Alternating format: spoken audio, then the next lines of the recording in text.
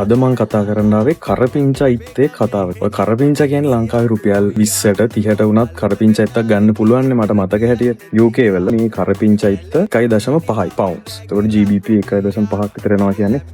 මේ කරපිංචා ඉත්ත වල රුපියල් 620ක් 630ක් විතර වටිනවා ලංකාවේ මුදලින්. ඒතර මට මතක් වුණා ඒ කාලේ අපේ ගෙවල් පිටිපස්ස අපේ වතුර බහැරෙන කානුව ළඟත් කරපිංචා ගස් වගේක් තිබ්බා. බල්ලෙක්ට ගණන් ගන්න. ඔහේ ගහ ඇදිලා තියෙනවා. අර ළඟම තියෙන ගහකින් අත්තක් කඩාගෙන ඒක පාවිච්චි කරන ඇරෙන්න මේ ගණන් ගත්තේවත් නැහැ.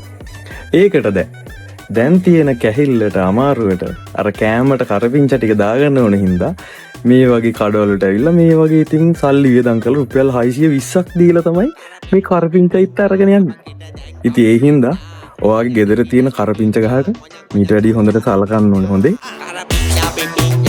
Kita dan kau berinya, nanya kita himpinya.